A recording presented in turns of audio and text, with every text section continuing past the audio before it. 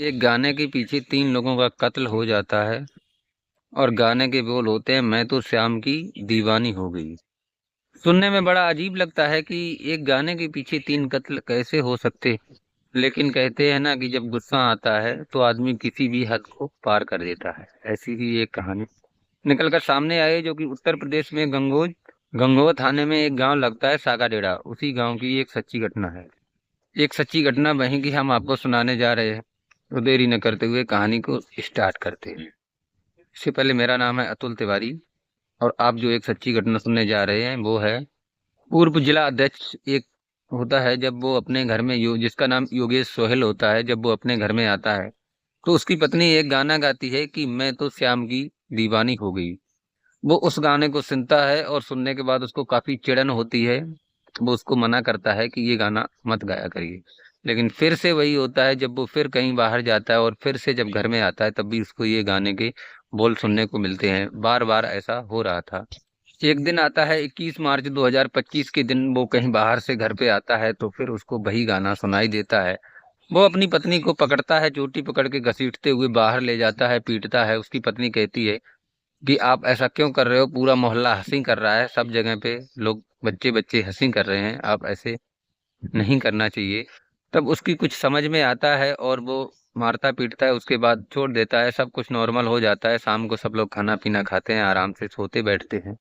समय आगे चलता चला आ रहा था। फिर वो दूसरे दिन 22 मार्च 2025 का दिन जो होता है, उस दिन भी ऐसा ही होता है। वो कहीं घर से बाहर जाता है, फिर से जब घर के अंदर एंट्री लेता है तो देखता है कि उसकी पत्नी वही गाना फिर से गा रही है। बेचारा कुछ नहीं कहता है, गुस्से में अंदर ही अंदर लाल बबूला हो रहा था, काफी गुस्से को तेज हो रही थी। अब 22 मार्च को लगभग 1:30 बजे के आसपास वो स्कूल से बच्चों को लेकर के घर पे आता है और जब घर पे आके देखता है तो उसकी पत्नी फिर से वही गाना गुनगुना रही थी। फिर वो अपने गुस्से को काबू में नहीं कर पाता है और घर का दरवाजा बंद करता है। दरवाजा बंद करने के बाद अपनी बीबी और 3 बच्चों को घसीट कर कमरे में ले जाता है और कमरे में ले जाने के बाद अपनी रिवॉल्वर उठाता है।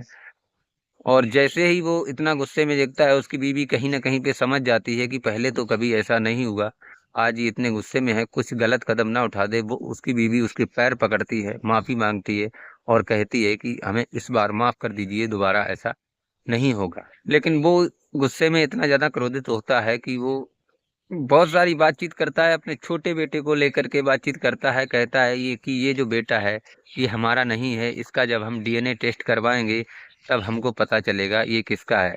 पत्नी कहती है आप बेफजूल में शक कर रहे हो, ऐसा कुछ भी नहीं है, आप जब चाहे तब इसका डीएनए मैच करवा सकते। लेकिन बात आगे बढ़ चुकी थी। वो दरअसल गुस्सा उसका बढ़ता ही जा रहा था। वो अपनी लाइसेंसी रिवॉल्वर निकालता है और सबसे पहली गोली मारता है अपनी बेटी श्रद्धा को। कनपटी पे गोली मारता है और गोली मारने के बाद श्रद्धा को खिड़की से बाहर फेंक देता है। इस बीच काफी शोर शराबा हो चुका था, पड़ोसी जमा हो रहे थे, लेकिन घर का दरवाजा बंद होने की वजह से कोई भी घर के अंदर नहीं घुस पा रहा था। उसके बाद उसका दूसरा जो बेटा होता है जिसका नाम दिव्यांश होता है, उसे भी वो गोली मारता है और सेम गोली मारने के बाद उसको भी खिड़की से बाहर फेंक देता है नीचे। और उसके बाद तीसरा जो बेटा होता है शिवांश, उसके भी इसी प्रकार से गोली मारता है और गोली मार के नीचे फेंक देता और अपनी पत्नी पर भी गोली चलाता है। लेकिन वो दरअसल मरती नहीं है, जिंदगी और मौत के बीच में जंग लड़ रही होती है इस वक्त। ये सब करने के बाद, सब लोगों को गोली मारने के बाद, फिर वो फोन उठाता है और वहां के जो एसएचओ होते हैं उनको फोन करता है और सारी बात बताता है। कहता है कि मैंने इन लोगों को मार दिया है और आप मुझे अगर जल्दी से जल्दी अरेस्ट नहीं किया तो मैं अपने आप को भी गोली मार लूंगा। वहां के एसएचओ बड़ा चकित रह जाते हैं, तुरंत ही टीम को भेजते हैं। उसके बाद वो दूसरा फोन करता है जो योगेश जिला अध्यक्ष होता है और वो फोन सीओ के लिए करता है। उससे भी यही बात कहता है कि मैं 3 लोगों को मार चुका हूं, अगर आपने जल्दी नहीं की तो मैं अपने आप को भी मार लूंगा।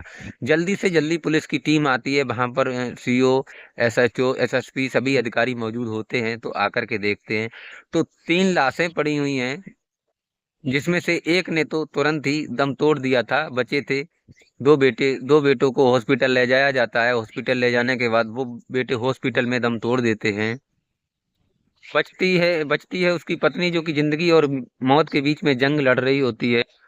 जब पुलिस उसको अरेस्ट कर लेती है, अरेस्ट करने के बाद जब उसको कड़ी सख्ती के साथ जब पूछताछ करती है तो वो अपनी सारी वारदात, सारी स्टोरी बारीकी बारीकी से बताता है, कहता है कि इसका यानी मेरी पत्नी का जो प्रेमी है उसका नाम श्याम है, और ये उसको लेकर के ये गाना गाती थी। इस गाने से मुझे बहुत ज्यादा चिढ़न होती थी, इसलिए मैंने ये का- सुन करके बड़ा हैरान होती है। पुलिस कहती है कि एक छोटी सी बात को लेकर के इतना बड़ा कांड कर दिया। हालांकि पुलिस ने उसको अरेस्ट करके 14 दिन के लिए पुलिस रिमांड पर रखा हुआ है और पुलिस उसकी जांच जारी कर रखी है।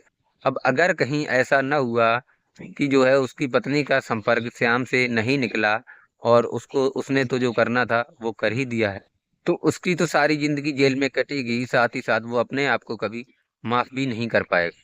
दोस्तों, इस कहानी को सुनाने का उद्देश्य किसी को परेशान करना, किसी का दिल दुखाना नहीं है, बल्कि आपको जागरूक करना है, आपको सचेत करना है। अब अपने और अपने परिवार का ख्याल रखें। जय हिंद, जय भारत।